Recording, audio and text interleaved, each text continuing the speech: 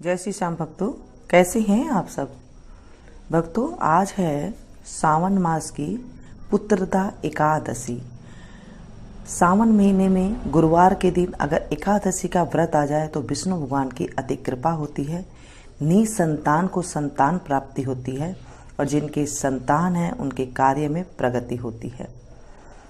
ये व्रत तो वैसे फलाहार करके ही किया जाता है। सुबह संकल्प लिया जाता है, थोड़ा सा जल लेकर के। चावल नहीं खाते हैं लेकिन चावल का दान कर सकते हैं। शालिग्राम जी के ऊपर आप तुलसी दल चढ़ा सकते हैं। भगवान शिव की और भगवान विष्णु जी की अति कृपा हमें प्राप्त होती है। तो अगर आप व्रत ना कर सके तो कथा अवश्य सुने और थोड़े से नियम का आप जरूर पालन करें।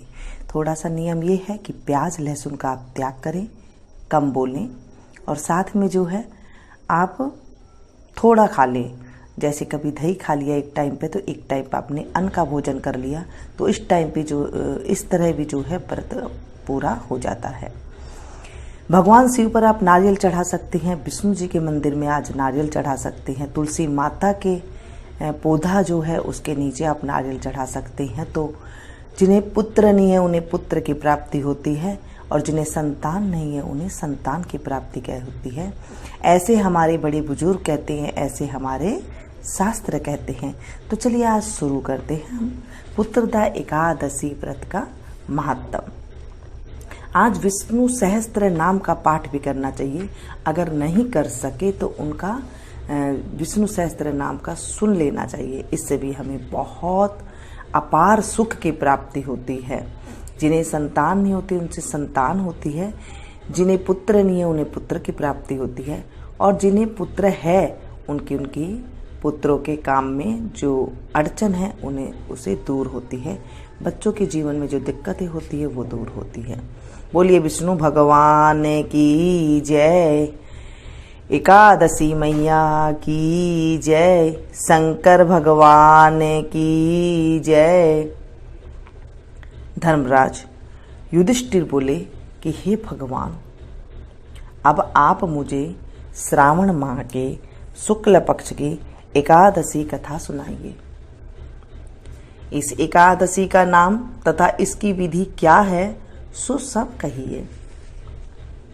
श्री मधुसूदन बोले कि हे राजन, अब आप शांति पूर्वक श्रावण माह के शुक्ल पक्ष की एकादशी की कथा सुनिए।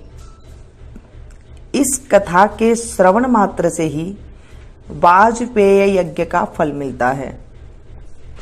द्वापर युग के प्रारंभ में महिष्मति नाम की नगरी में महीजीत नाम का एक राजा पुत्रहीन था। वह सदैव चिंताग्रस्त रहता था।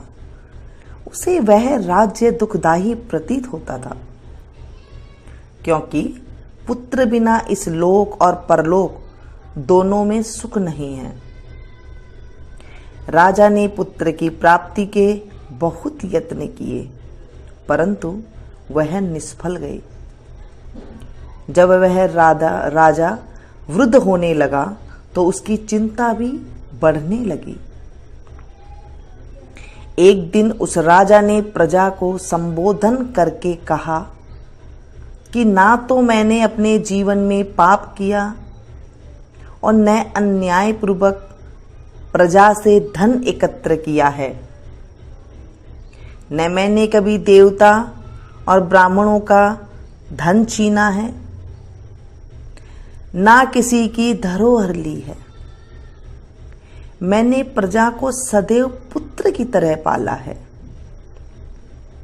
मैंने अपराधियों को पुत्र और बांधवों की तरह दंड दिए। मैंने कभी किसी से राग द्वेष नहीं किया। सबको समान माना है। इस प्रकार धर्मयुक्त राज्य करने पर भी मैं इस समय महा दुख पा रहा हूं। सो क्या कारण है? मेरी कुछ भी समझ में नहीं आ रहा है।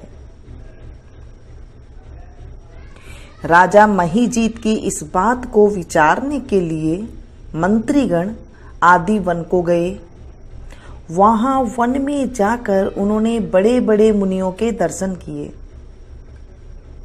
उस स्थान पर वयोवृद्ध और धर्म के ज्ञाता महर्षि लोमस के पास गई। उन सब ने जाकर महर्षि को यथा योग्य प्रणाम किया और उनके सन्मुख बैठ गई।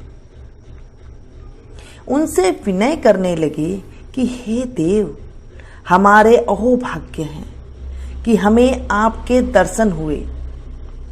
इस पर लोमस ऋषि बोले कि ब्राह्मणों, आप लोगों की विनय तथा आपके सद्व्यवहार से मैं अत्यंत प्रसन्न हूं। अब आप मुझे अपने आने का कारण बतलाइए। मैं आपके कार्य को अपनी शक्ति के अनुसार अवश्य ही पूरा करूंगा, क्योंकि हमारा शरीर ही परोपकार के लिए बना है, इसमें किंचित मात्र भी संदेह नहीं है। लोमस ऋषि के ऐसे वचन सुनकर सब बोले कि हे महर्षि, आप हमारी समस्त बातों को जानने के ब्रह्मा से भी अधिक हैं। महिष्मती नाम की पुरी में एक महाजीत नाम का एक धर्मात्मा राजा है। वह प्रजा का पुत्र की तरह धर्मानुसार पालन करता है, परंतु फिर भी पुत्रहीन है। इससे वह अत्यंत दुखी रहता है। हम लोग उस राजा की प्रजा हैं, क्योंकि प्रजा का यह कर्तव्य है कि राजा के सुख में सुख माने और उसके दुख में दुख माने। हमको उनके पुत्रहीन होने का अभी तक कारण प्रतीत नहीं हुआ। अब जब से आपके दर्शन करे हैं, हमको पूर्ण रूप से विश्वास है कि हमारा कष्ट अवश्य ही दूर हो जाएगा। अतः आप हमको राजा के पुत्र होने का उपाय बतलाइए। इस पर लोमस ऋषि ने एक क्षण के लिए नेत्र बंद किए और राजा के पूर्व जन्मों का विचार करने लगे।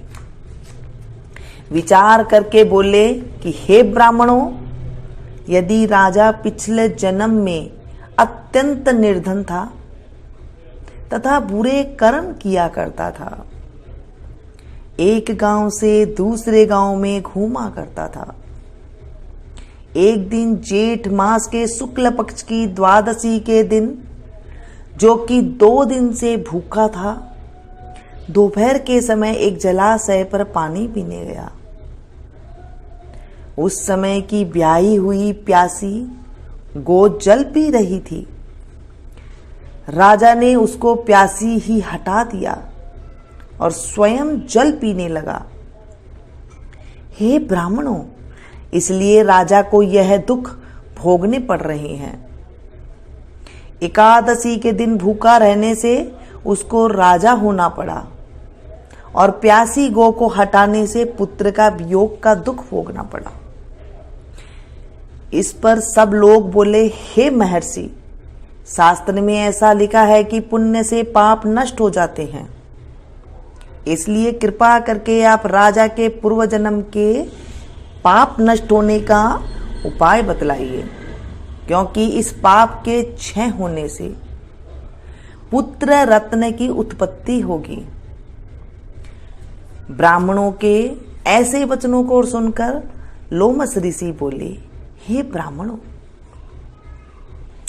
यदि श्रावण माह की शुक्ल पक्ष की पुत्रदा एकादशी को तुम सब लोग व्रत करो और रात्रि को जागरण करो और उस व्रत का फल राजा को प्रदान कर दो, तो तुम्हारे राजा के पुत्र रत्न पैदा होगा। मंत्रियों सहित समस्त प्रजा महर्षि लोमस ऋषि के वाक्यों को सुनकर प्रसन्नता पूर्वक अपने नगर को वापस आई। उन सब लोगों ने श्रावण माह के शुक्ल पक्ष की पुत्रदा एकादशी को लोमस ऋषि की आज्ञा अनुसार विधि पूर्वक व्रत किया और द्वादशी को उसका फल राजा को दिया। उस पुण्य के प्रभाव से रानी ने गर्भ धारण किया और 9 महीने पश्चात उसके एक अत्यंत तेजस्वी पुत्र रत्न उत्पन्न हुआ। हे राजन, इसलिए इस एकादशी का नाम पुत्रदा पड़ा। जो मनुष्य पुत्र रत्न को प्राप्त करना चाहते हैं उन्हें इस एकादशी का विधि पूर्वक व्रत करना चाहिए। इस व्रत के प्रभाव से इस लोक में सुख और परलोक में स्वर्ग मिलता है। बोलिए विष्णु भगवान की जय, एकादशी मैया की जय, शंकर भगवान की जय। इस तरह कथा को पढ़ने के बाद जल को आप या तो तुलसी जी की क्यारी में डाल दें या फिर आप सूर्य भगवान को अर्घ दे सकते हैं। मंदिर में जाकर पंडित जी को फल और चावल जरूर दान में दें। चावल खाते नहीं है लेकिन दान जरूर कर सकते हैं। कुछ मिठाइयाँ दे सकते हैं जिसमें अन्न ना हो।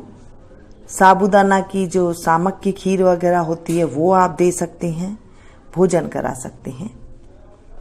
कुछ भी नहीं है तो आप घर बैठ के भगवान जी का नाम स्मरण कर सकते हैं, नमः शिवाय का जाप कर सकते हैं, विष्णु सहस्त्र नाम का पाठ सुन सकते हैं। फल अवश्य मिलता है दोस्तों, क्योंकि ये सावन माह की पुत्रदा एकादशी है जो साल में 2 बार आती है। पुत्रदा एकादशी एक अभी आई है गर्मियों के मौसम में सावन महीने में और एक आएगी सर्दियों के मौसम में पौष के महीने में। तो इसलिए आप इन व्रतों को जरूर करें। नहीं कर सकते तो कथा अवश्य सुने और इसके बाद आप विष्णु जी की आरती करें तो अवश्य फल की प्राप्ति होती है।